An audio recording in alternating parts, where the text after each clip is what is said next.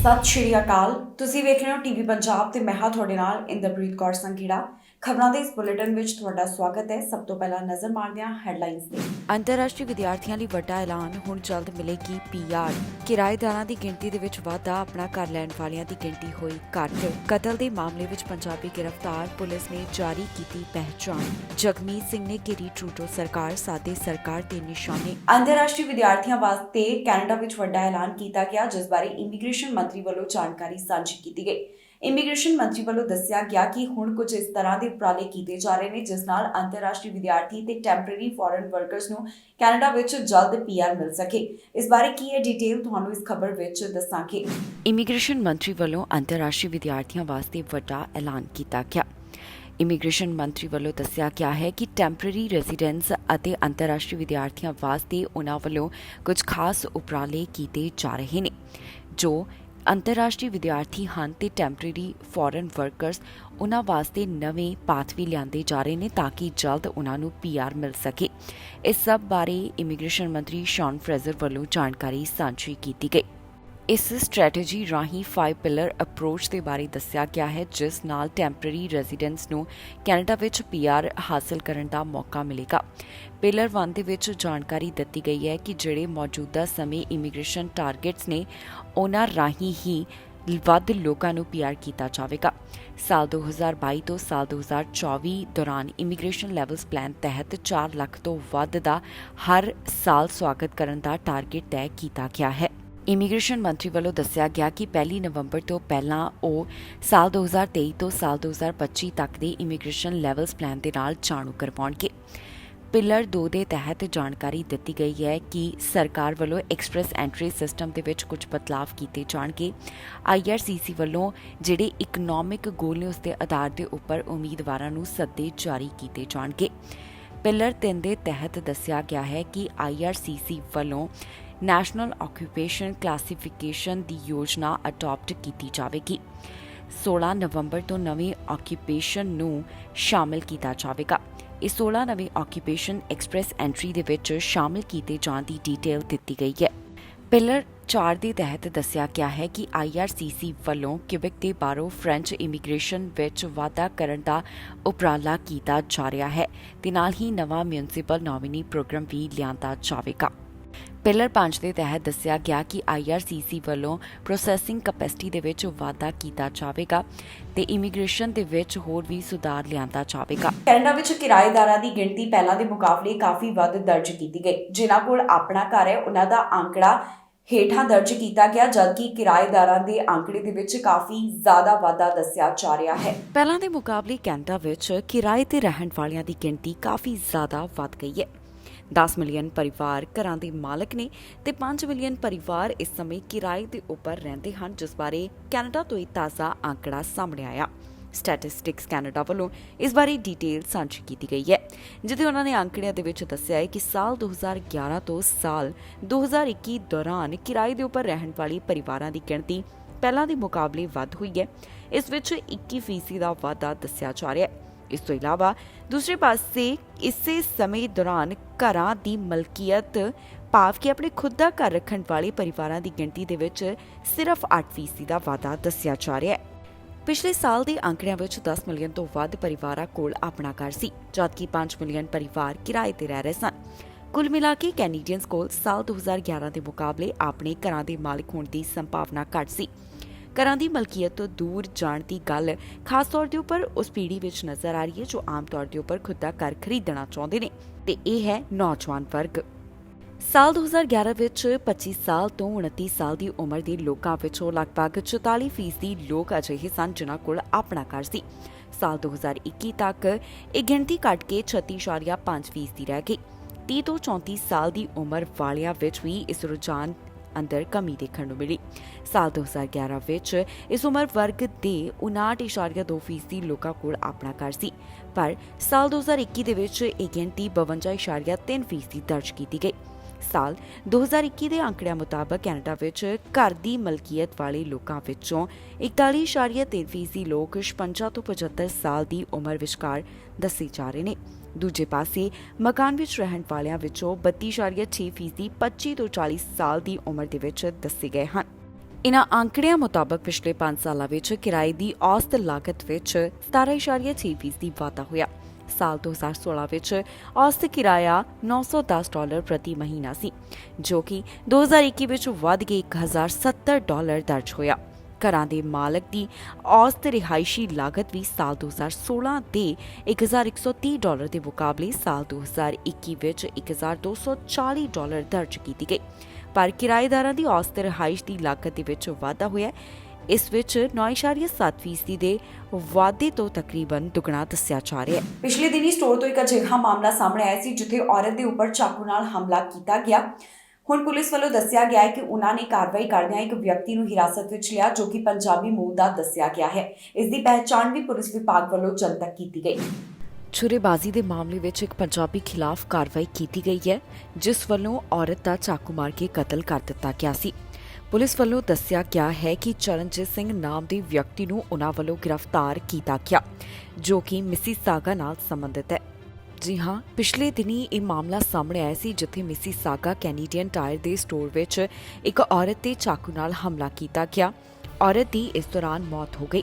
Police ਵੱਲੋਂ 26 ਸਾਲ ਦੇ ਵਿਅਕਤੀ ਖਿਲਾਫ ਕਾਰਵਾਈ ਕੀਤੀ ਗਈ, ਜਿਸ ਉੱਪਰ ਫਰਸਟ ਡਿਗਰੀ ਮਰਡਰ ਚਾਰਜਸ ਵੀ ਲਗਾਏ ਗਏ। ਇਸ ਮਾਮਲੇ ਨਾਲ ਜੁੜੀ ਹੋਈ ਪੀੜਤ ਔਰਤ ਦੀ ਮੌਕੇ ਵਾਲੀ ਥਾਂ ਦੇ ਉੱਪਰ ਹੀ ਮੌਤ ਹੋ ਗਈ ਸੀ। ਇਸ ਤੋਂ ਬਾਅਦ ਸਸਪੈਕਟ ਦੀ ਜੋ ਡਿਟੇਲ ਪਹਿਲਾਂ ਪੁਲਿਸ ਵੱਲੋਂ ਦਿੱਤੀ ਗਈ, ਉਸ ਵਿੱਚ ਦੱਸਿਆ ਗਿਆ ਕਿ ਸਸਪੈਕਟ ਨੂੰ ਵੀ ਹਲਕੀਆਂ ਸੱਟਾਂ ਆਈਆਂ, ਜਿਸ ਤੋਂ ਬਾਅਦ ਉਸ ਨੂੰ ਹਸਪਤਾਲ ਵਿੱਚ ਭਰਤੀ ਕਰਵਾਇਆ ਗਿਆ। ਹੁਣ ਇਸ ਬਾਰੇ ਪੁਲਿਸ ਵੱਲੋਂ ਤਾਜ਼ਾ ਅਪਡੇਟ ਸਾਂਝੀ ਕੀਤੀ ਗਈ, ਜਿੱਥੇ ਉਹਨਾਂ ਨੇ ਦੱਸਿਆ ਕਿ 26 ਸਾਲ ਦੇ ਮਿਸੀਸਾਗਾ ਨਾਲ ਸੰਬੰਧਿਤ ਚਰਨਜੀਤ ਸਿੰਘ ਨੂੰ ਉਹਨਾਂ ਵੱਲੋਂ ਹਿਰਾਸਤ ਵਿੱਚ ਲਿਆ ਗਿਆ ਹੈ, ਜਿਸ ਉੱਪਰ ਪੁਲਿਸ ਵੱਲੋਂ ਕਾਰਵਾਈ ਕਰਦਿਆਂ ਚਾਰਜਸ ਵੀ ਲਗਾਏ ਗਏ। ਫਿਲਹਾਲ ਅਜੇ ਤੱਕ ਇਹ ਸਪਸ਼ਟ ਨਹੀਂ ਹੋ ਸਕਿਆ ਕਿ ਇੱਥੇ ਇਸ ਵਿਅਕਤੀ ਵੱਲੋਂ ਔਰਤ ਦੇ ਉੱਪਰ ਚਾਕੂ ਨਾਲ ਹਮਲਾ ਕਿਉਂ ਕੀਤਾ ਗਿਆ। ਇਸ ਤੋਂ ਇਲਾਵਾ ਅਜੇ ਪੀੜਤ ਦੀ ਪਹਿਚਾਣ ਵੀ ਪੁਲਿਸ ਵੱਲੋਂ ਨਹੀਂ ਦੱਸੀ ਗਈ। ਫਿਲਹਾਲ ਮਾਮਲੇ ਸੰਬੰਧੀ ਵਧੇਰੇ ਜਾਂਚ ਪੜਤਾਲ ਜਾਰੀ ਹੈ। ਐਨਡੀਪੀ ਲੀਡਰ ਜਗਮੀਤ ਸਿੰਘ ਵੱਲੋਂ ਲਿਬਰਲ ਸਰਕਾਰ ਨੂੰ ਘੇਰਿਆ ਗਿਆ। ਉਹਨਾਂ ਵੱਲੋਂ ਜਸਟਿਨ ਟਰੂਡੋ ਉੱਪਰ ਵੀ ਕਈ ਤਰ੍ਹਾਂ ਦੇ ਸਵਾਲ ਖੜੇ ਕੀਤੇ ਗਏ ਨੇ। ਜਗਮੀਤ ਸਿੰਘ ਵੱਲੋਂ ਇਸ ਦੀ ਵੀਡੀਓ ਖੁਦ ਦੇ ਸੋਸ਼ਲ ਮੀਡੀਆ ਪਲੇਟਫਾਰਮ ਦੇ ਉੱਪਰ ਸਾਂਝੀ ਕੀਤੀ ਗਈ। ਐਨਡੀਪੀ ਲੀਡਰ ਜਗਮੀਤ ਸਿੰਘ ਇੱਕ ਵਾਰ ਫਿਰ ਤੋਂ ਲਿਬਰਲ ਸਰਕਾਰ ਦੇ ਉੱਪਰ ਨਿਸ਼ਾਨੇ ਸਾਧਦੇ ਹੋਏ ਦਿਖਾਈ ਦਿੱਤੇ। ਐਨਡੀਪੀ ਲੀਡਰ ਜਗਮੀਤ ਸਿੰਘ ਵੱਲੋਂ ਲਿਬਰਲਸ ਉੱਪਰ ਕਈ ਤਰ੍ਹਾਂ ਦੇ ਸਵਾਲ ਖੜੇ ਕੀਤੇ ਗਏ ਨੇ। ਜਗਮੀਤ ਸਿੰਘ ਦਾ ਦੋਸ਼ ਹੈ ਕਿ ਲਿਬਰਲ ਸਰਕਾਰ ਵੱਲੋਂ ਜਿਹੜੇ ਅਮੀਰ ਸੀਈਓਜ਼ ਨੇ ਉਹਨਾਂ ਨੂੰ ਮੁਨਾਫਾ ਦਿੱਤਾ ਗਿਆ ਹੈ, ਪਰ ਉਹਨਾਂ ਵੱਲੋਂ ਆਮ ਲੋਕਾਂ ਵਾਸਤੇ ਬਹੁਤੇ ਕਦਮ ਚੁੱਕੇ ਨਹੀਂ ਗਏ।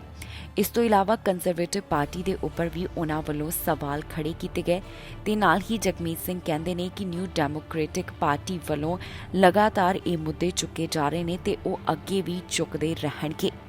ਜਗਮੀਤ ਸਿੰਘ ਵੱਲੋਂ ਇਸ ਬਾਰੇ ਆਪਣੇ ਸੋਸ਼ਲ ਮੀਡੀਆ ਅਕਾਊਂਟ ਦੇ ਉੱਪਰ ਵੀਡੀਓ ਸਾਂਝੀ ਕੀਤੀ ਗਈ ਹੈ, ਜਿਸ ਦੇ ਵਿੱਚ ਉਹਨਾਂ ਨੇ ਲਿਬਰਲ ਪਾਰਟੀ ਦੇ ਉੱਪਰ ਕਈ ਤਰ੍ਹਾਂ ਦੇ ਸਵਾਲ ਚੁੱਕੇ ਹਨ। ਕੀ ਕਹਿਣਾ ਹੈ ਐਨਡੀਪੀ ਲੀਡਰ ਜਗਮੀਤ ਸਿੰਘ ਦਾ, ਆਓ ਤੁਹਾਨੂੰ ਸੁਣਾਉਂਦੇ ਹਾਂ ਉਹਨਾਂ ਦੀ ਹੀ ਜ਼ੁਬਾਨੀ। We have a cost of living crisis which is hurting people. And the Liberals kept saying that it's not our fault and it's worse in other countries.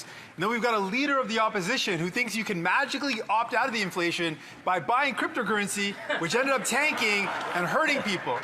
So you got say nothing and do nothing, and New Democrats who force this government to put more money in your pockets. But my question is, what took this government so long to act when people needed respect and support? Border ਦੇ ਉੱਪਰ ਜੋ ਪਾਬੰਦੀਆਂ ਰਹਿੰਦੀਆਂ ਨੇ ਉਹਨਾਂ ਨੂੰ ਜਲਦ ਹਟਾਇਆ ਜਾ ਸਕਦਾ ਹੈ। ਸੂਤਰਾਂ ਦੇ ਹਵਾਲੇ ਤੋਂ ਜਾਣਕਾਰੀ ਸਾਹਮਣੇ ਆ ਰਹੀ ਹੈ, ਜਿੱਥੇ ਦੱਸਿਆ ਜਾ ਰਿਹਾ ਹੈ ਕਿ ਬਾਰਡਰ ਦੇ ਉੱਪਰ ਜਿਹੜੀਆਂ ਪਾਬੰਦੀਆਂ ਅਜੇ ਜਾਰੀ ਨੇ ਉਹਨਾਂ ਨੂੰ ਵੀ ਹੁਣ ਜਲਦ ਫੈਡਰਲ ਸਰਕਾਰ ਖਤਮ ਕਰ ਸਕਦੀ ਹੈ, ਪਰ ਅਜੇ ਇਸ ਬਾਰੇ ਪ੍ਰਧਾਨ ਮੰਤਰੀ ਦਾ ਫੈਸਲਾ ਆਉਣਾ ਬਾਕੀ ਹੈ। ਬਾਰਡਰ ਦੇ ਉੱਪਰ ਜੋ ਅਜੇ ਤੱਕ ਕੋਵਿਡ ਸੰਬੰਧੀ ਰੋਕਾਂ ਜਾਰੀ ਨੇ ਉਹ ਜਲਦ ਹੁਣ ਖਤਮ ਹੋਣ ਜਾ ਰਹੀਆਂ ਨੇ। ਸੂਤਰਾਂ ਦੇ ਹਵਾਲੇ ਤੋਂ ਖਬਰ ਸਾਹਮਣੇ ਆ ਰਹੀ ਹੈ, ਜਿੱਥੇ ਕਿਹਾ ਜਾ ਰਿਹਾ ਹੈ ਕਿ ਬਾਰਡਰ ਉੱਤੇ ਕੋਵਿਡ ਸੰਬੰਧੀ ਜਿਹੜੀਆਂ ਪਾਬੰਦੀਆਂ ਲਗਾਈਆਂ ਗਈਆਂ ਉਸ ਨੂੰ ਜਲਦ ਹੀ ਖਤਮ ਕਰ ਦਿੱਤਾ ਜਾਵੇਗਾ। ਮੌਜੂਦਾ ਬਾਰਡਰ ਵੈਕਸੀਨ ਨੀਤੀ 30 ਸਤੰਬਰ ਤੱਕ ਜਾਰੀ ਰਹਿਣ ਵਾਲੀ ਹੈ। ਫੈਡਰਲ ਸਰਕਾਰ ਵੱਲੋਂ ਪੈਂਡੈਮਿਕ ਦੇ ਦੌਰਾਨ ਬਾਰਡਰ ਦੇ ਉੱਪਰ ਪਾਬੰਦੀਆਂ ਲਗਾਈਆਂ ਗਈਆਂ, ਜਿਸ ਵਿੱਚ ਵੈਕਸੀਨ ਪ੍ਰਾਪਤ ਕਰਨ ਵਾਲੇ ਯਾਤਰੀਆਂ ਦੀ ਰੈਂਡਮ ਟੈਸਟਿੰਗ ਕੀਤੀ ਜਾਂਦੀ ਸੀ, ਪਰ ਹੁਣ ਕਿਹਾ ਜਾ ਰਿਹਾ ਹੈ ਕਿ ਜਲਦ ਇਸ ਨੂੰ ਖਤਮ ਕੀਤਾ ਜਾ ਰਿਹਾ ਹੈ। ਸੂਤਰਾਂ ਦੇ ਹਵਾਲੇ ਤੋਂ ਇਹ ਖਬਰ ਸਾਹਮਣੇ ਆ ਰਹੀ ਹੈ, ਜਿੱਥੇ ਦੱਸਿਆ ਗਿਆ ਕਿ ਸਰਕਾਰ ਵੱਲੋਂ ਭਵਿੱਖ ਦੇ ਵਿੱਚ ਸਾਰੀਆਂ ਰੋਕਾਂ ਨੂੰ ਹਟਾਉਣ ਦੀ ਸੰਭਾਵਨਾ ਹੈ ਤੇ ਅੰਤਿਮ ਫੈਸਲਾ ਪ੍ਰਧਾਨ ਮੰਤਰੀ ਜਸਟਿਨ ਟਰੂਡੋ ਦੀ ਮਨਜ਼ੂਰੀ ਦੀ ਉਡੀਕ ਵਿੱਚ ਹੈ। ਬਾਰਡਰ ਉੱਪਰ ਲਗਾਈਆਂ ਪਾਬੰਦੀਆਂ 30 ਸਤੰਬਰ ਨੂੰ ਸਮਾਪਤ ਹੋਣ ਵਾਲੀਆਂ ਨੇ। ਇਸ ਤੋਂ ਇਲਾਵਾ ਜਾਣਕਾਰੀ ਮਿਲੀ ਹੈ, ਜਿੱਥੇ ਦੱਸਿਆ ਗਿਆ ਕਿ ਅਰਾਈਵ ਕੈਨ ਐਪ ਦੀ ਵਰਤੋਂ ਵੀ ਆਪਸ਼ਨਲ ਕੀਤੀ ਜਾ ਸਕਦੀ ਹੈ ਤੇ ਕੈਨੇਡਾ ਵਿੱਚ ਦਾਖਲ ਹੋਣ ਵਾਲਿਆਂ ਵਾਸਤੇ ਵੈਕਸੀਨੇਸ਼ਨ ਦੀ ਸ਼ਰਤ ਨੂੰ ਵੀ ਖਤਮ ਕੀਤਾ ਜਾ ਸਕਦਾ ਹੈ। ਚਾਹੇ ਬਹੁਤ ਸਾਰੇ ਸੋਰਸਿਸ ਨੇ ਇਹਨਾਂ ਤਬਦੀਲੀਆਂ ਦੇ ਉੱਪਰ ਸੰਭਾਵਨਾ ਜਤਾਈ ਹੈ, ਪਰ ਨਾਲ ਹੀ ਇਹ ਵੀ ਕਿਹਾ ਜਾ ਰਿਹਾ ਹੈ ਕਿ ਇਹ ਪ੍ਰਸਤਾਵ ਨੂੰ ਪ੍ਰਧਾਨ ਮੰਤਰੀ ਜਸਟਿਨ ਟਰੂਡੋ ਵੱਲੋਂ ਅਜੇ ਅੰਤਿਮ ਹਰੀ ਝੰਡੀ ਨਹੀਂ ਮਿਲੀ। 에ਅਰਪੋਰਟ ਦੇ ਉੱਪਰ ਵੀ ਰੈਂਡਮ ਟੈਸਟਿੰਗ ਨੂੰ ਲੈ ਕੇ ਖਬਰ ਸਾਹਮਣੇ ਆ ਰਹੀ ਹੈ, ਜਿੱਥੇ ਦੱਸਿਆ ਗਿਆ ਕਿ ਇਹਨਾਂ ਨਿਯਮਾਂ ਤੋਂ ਸਿਰਫ ਵਿਦੇਸ਼ੀ ਯਾਤਰੀ ਹੀ ਪਰੇਸ਼ਾਨ ਨਹੀਂ ਹੋ ਰਹੇ, ਬਲਕਿ ਹੋਰ ਵੀ ਕਈਆਂ ਨੂੰ ਪਰੇਸ਼ਾਨੀ ਦਾ ਸਾਹਮਣਾ ਕਰਨਾ ਪੈ ਰਿਹਾ ਹੈ। ਦੱਸਿਏ ਕਿ ਫੈਡਰਲ ਸਰਕਾਰ ਵੱਲੋਂ ਪਿਛਲੀਆਂ ਗਰਮੀਆਂ ਦੌਰਾਨ ਰੈਂਡਮ ਟੈਸਟਿੰਗ 에ਅਰਪੋਰਟ ਤੋਂ ਬਾਹਰ ਕਰਨ ਦੀ ਵਿਵਸਥਾ ਕੀਤੀ ਤਾਂ ਕਿ ਭੀੜ-ਭਾੜ ਹੈ ਉਸ ਨੂੰ ਕੰਟਰੋਲ ਦੇ ਵਿੱਚ ਕੀਤਾ ਜਾ ਸਕੇ। 에ਅਰਪੋਰਟ ਦੇ ਬਾਹਰ ਪ੍ਰਾਈਵੇਟ ਲੈਬ ਨੂੰ ਟੈਸਟ ਕਰਨ ਦੀ ਪਰਮਿਸ਼ਨ ਦਿੱਤੀ ਗਈ ਸੀ, ਪਰ ਹੁਣ ਜਲਦੀ ਇਸ ਨੂੰ ਲੈ ਕੇ ਵੀ ਫੈਸਲਾ ਆ ਸਕਦਾ ਹੈ। ਇਸ ਤੋਂ ਇਲਾਵਾ ਮਾਹਿਰਾਂ ਵੱਲੋਂ ਵੀ ਲਗਾਤਾਰ ਆਪਣੇ ਵਿਚਾਰ ਸਾਂਝੇ ਕੀਤੇ ਜਾ ਰਹੇ ਨੇ, ਜਿੱਥੇ ਉਹਨਾਂ ਵੱਲੋਂ ਮੌਜੂਦਾ ਸਥਿਤੀ ਦੇ ਨਾਲ ਆਪਣੇ ਵਿਚਾਰ ਦੱਸੇ ਜਾ ਰਹੇ ਹਨ। ਸਰਕਾਰ ਵੱਲੋਂ ਕੈਨੇਡਾ ਪਹੁੰਚਣ ਵਾਲੇ ਯਾਤਰੀਆਂ ਦੇ ਟੈਸਟ ਵਾਸਤੇ $1.1 ਬਿਲੀਅਨ ਨਿਰਧਾਰਿਤ ਕੀਤੇ ਗਏ ਹਨ। ਕੁਝ ਐਕਸਪਰਟਸ ਦਾ ਕਹਿਣਾ ਹੈ ਕਿ ਯਾਤਰੀਆਂ ਵਿੱਚ ਕੋਵਿਡ-19 ਦੀ ਜਾਂਚ ਵਾਸਤੇ ਹੋਰ ਵੀ ਬਿਹਤਰ ਤਰੀਕੇ ਹੋ ਸਕਦੇ ਨੇ। ਹਾਊਸ ਆਫ ਕਾਮਨਸ ਦੀ ਸ਼ੁਰੂਆਤ ਹੋਈ, ਜਿਸ ਦੇ ਵਿੱਚ ਕੰਜ਼ਰਵੇਟਿਵ ਪਾਰਟੀ ਦੇ ਲੀਡਰ ਬੋਲਦੇ ਹੋਏ ਦਿਖਾਈ ਦਿੱਤੇ। ਉਹਨਾਂ ਵੱਲੋਂ ਕਈ ਤਰ੍ਹਾਂ ਦੇ ਸਵਾਲ ਖੜੇ ਕੀਤੇ ਗਏ ਨੇ। ਹਾਊਸ ਆਫ ਕਾਮਨ ਦੀ ਸ਼ੁਰੂਆਤ ਹੋ ਚੁੱਕੀ ਹੈ, ਜਿੱਥੇ ਪੀਅਰ ਪੋਲੀਏਵ ਬੋਲਦੇ ਹੋਏ ਦਿਖਾਈ ਦਿੱਤੇ। ਕੰਜ਼ਰਵੇਟਿਵ ਪਾਰਟੀ ਦੇ ਲੀਡਰ ਪੀਅਰ ਵੱਲੋਂ ਕਈ ਤਰ੍ਹਾਂ ਦੇ ਸਵਾਲ ਇੱਥੇ ਖੜੇ ਕੀਤੇ ਗਏ। ਉਹਨਾਂ ਵੱਲੋਂ ਹਾਊਸ ਆਫ ਕਾਮਨਸ ਦੇ ਵਿੱਚ ਕਿਹੜੀਆਂ ਗੱਲਾਂ ਦਾ ਜ਼ਿਕਰ ਕੀਤਾ ਗਿਆ, ਆਓ ਤੁਹਾਨੂੰ ਸੁਣਾਉਂਦੇ ਹਾਂ। The average family could pay their housing bill with 32% of their paycheck every month. Now, that's 50% after 7 years of this Prime Minister in power. What's his solution? To raise taxes on paychecks with higher EI and CPP premiums that will shrink paychecks and higher taxes on gas, groceries, and heat. Why won't they cancel these tax hikes so that Canadians can keep a roof over their heads? That he's talking about EI and CPP, things that are important for people who've lost their jobs or for seniors when they're planning for retirement. But let's talk about real solutions, Mr. Speaker. We've brought in 13 agreements on childcare across the country. By the end of this year, families will be saving 50%. That's thousands of dollars that are going to help them with the high cost of living. We have a cost of living crisis which is hurting people. And the Liberals kept saying that it's not our fault and it's worse in other countries. And then we've got a leader of the opposition who thinks you can magically opt out of the inflation by buying cryptocurrency, which ended up tanking and hurting people. So you got say nothing and do nothing, and New Democrats who force this government to put more money in your pockets. ਸ਼ੁਰੇਬਾਜ਼ੀ ਦਾ ਇੱਕ ਅਜਿਹਾ ਮਾਮਲਾ ਸਾਹਮਣੇ ਆਇਆ ਜਿੱਥੇ 2 ਜਾਣਿਆਂ ਦੇ ਉੱਪਰ ਚਾਕੂ ਨਾਲ ਹਮਲਾ ਕੀਤਾ ਗਿਆ। ਇੱਕ ਦੀ ਮੌਤ ਹੋ ਗਈ ਤੇ ਇੱਕ ਜ਼ਖਮੀ ਹੈ, ਜਿਸ ਨੂੰ ਹਸਪਤਾਲ ਵਿੱਚ ਭਰਤੀ ਕਰਵਾਇਆ ਗਿਆ। ਫਿਲਹਾਲ ਪੀੜਤਾਂ ਦੇ ਨਾਮ ਅਜੇ ਜਨਤਕ ਨਹੀਂ ਕੀਤੇ ਗਏ। ਟੋਰਾਂਟੋ ਤੋਂ ਸ਼ੁਰੇਬਾਜ਼ੀ ਦਾ ਇੱਕ ਮਾਮਲਾ ਸਾਹਮਣੇ ਆਇਆ, ਜਿਸ ਵਿੱਚ ਇੱਕ ਦੀ ਮੌਤ ਹੋ ਗਈ ਤੇ ਦੂਸਰਾ ਗੰਭੀਰ ਰੂਪ ਵਿੱਚ ਜ਼ਖਮੀ ਦੱਸਿਆ ਜਾ ਰਿਹਾ ਹੈ। ਪੁਲਿਸ ਵੱਲੋਂ ਇਸ ਮਾਮਲੇ ਸੰਬੰਧੀ ਜਾਣਕਾਰੀ ਸਾਂਝੀ ਕੀਤੀ ਗਈ, ਜਿੱਥੇ ਉਹਨਾਂ ਨੇ ਦੱਸਿਆ ਕਿ ਸ਼ਾਮ ਵੇਲੇ ਸ਼ੁਰੇਬਾਜ਼ੀ ਦਾ ਇਹ ਮਾਮਲਾ ਸਾਹਮਣੇ ਆਇਆ। ਇਹ ਘਟਨਾ 10:20 ਦੇ ਕਰੀਬ ਸਾਹਮਣੇ ਆਈ, ਜਿੱਥੇ ਐਮਰਜੈਂਸੀ ਕ੍ਰਿਊਜ਼ ਨੂੰ ਜੇਨ ਸਟਰੀਟ ਅਤੇ ਡ੍ਰਿਫਟਵੁੱਡ ਐਵਨਿਊ ਦੇ ਨੇੜੇ ਬੁਲਾਇਆ ਗਿਆ। ਟੋਰਾਂਟੋ ਪੁਲਿਸ ਦੇ ਦੱਸਣ ਮੁਤਾਬਕ 2 ਜਾਣਿਆਂ ਉੱਪਰ ਚਾਕੂ ਨਾਲ ਹਮਲਾ ਕੀਤਾ ਗਿਆ, ਜਿਸ ਕਾਰਨ ਉਹ ਕਾਫੀ ਜ਼ਖਮੀ ਹੋਏ। ਇੱਕ ਵਿਅਕਤੀ ਨੂੰ ਮੌਕੇ ਵਾਲੀ ਥਾਂ ਦੇ ਉੱਪਰ ਹੀ ਮ੍ਰਿਤਕ ਐਲਾਨ ਕਰ ਦਿੱਤਾ ਗਿਆ, ਜਦਕਿ ਜਿਹੜਾ ਦੂਸਰਾ ਵਿਅਕਤੀ ਜ਼ਖਮੀ ਹੋਇਆ ਉਸ ਨੂੰ ਹਸਪਤਾਲ ਵਿੱਚ ਭਰਤੀ ਕਰਵਾਇਆ ਗਿਆ, ਜਿਸ ਦੀ ਡਿਟੇਲ ਟੋਰਾਂਟੋ ਪੈਰਾਮੈਡਿਕਸ ਵੱਲੋਂ ਸਾਂਝੀ ਕੀਤੀ ਗਈ ਹੈ। ਇਸ ਸੰਬੰਧੀ ਪੁਲਿਸ ਵੱਲੋਂ ਹੁਣ ਤੱਕ ਜੋ ਕਾਰਵਾਈ ਕੀਤੀ ਗਈ ਉਸ ਵਿੱਚ ਦੱਸਿਆ ਗਿਆ ਕਿ ਇੱਕ ਸਸਪੈਕਟ ਨੂੰ ਹਿਰਾਸਤ ਵਿੱਚ ਲਿਆ ਗਿਆ ਹੈ। ਫਿਲਹਾਲ ਪੀੜਤਾਂ ਦੇ ਨਾਮ ਅਜੇ ਤੱਕ ਜਨਤਕ ਨਹੀਂ ਕੀਤੇ ਗਏ ਤੇ ਨਾ ਹੀ ਸਸਪੈਕਟ ਦੀ ਬਹੁਤੀ ਡਿਟੇਲ ਦੱਸੀ ਗਈ ਹੈ। ਪੁਲਿਸ ਦਾ ਕਹਿਣਾ ਹੈ ਕਿ ਉਹ ਮਾਮਲੇ ਦੀ ਵਧੇਰੇ ਜਾਂਚ ਪੜਤਾਲ ਕਰ ਰਹੇ ਨੇ, ਜਿਸ ਤੋਂ ਬਾਅਦ ਬਾਕੀ ਦੀ ਜਾਣਕਾਰੀ ਦਿੱਤੀ ਜਾਵੇਗੀ। ਹੁਣ ਤੱਕ ਦੀ ਅਪਡੇਟ ਦੇ ਵਿੱਚ ਉਹਨਾਂ ਵੱਲੋਂ ਇਹਨਾਂ तमाम ਗੱਲਾਂ ਦਾ ਜ਼ਿਕਰ ਕੀਤਾ ਗਿਆ ਹੈ। ਮੌਤ ਤੋਂ ਇੱਕ ਗੋਲੀਬਾਰੀ ਦਾ ਮਾਮਲਾ ਸਾਹਮਣੇ ਆਇਆ ਸੀ, ਜਿਸ ਵਿੱਚ ਹੁਣ ਪੁਲਿਸ ਵੱਲੋਂ ਕਾਰਵਾਈ ਕੀਤੀ ਗਈ ਹੈ। ਉਹਨਾਂ ਵੱਲੋਂ ਸਸਪੈਕਟ ਨੂੰ ਹਿਰਾਸਤ ਵਿੱਚ ਲਿਆ ਗਿਆ। ਇਸ ਦੌਰਾਨ ਗੋਲੀਬਾਰੀ ਦੀ ਘਟਨਾ ਵਿੱਚ ਇੱਕ ਦੀ ਮੌਤ ਹੋ ਗਈ ਸੀ।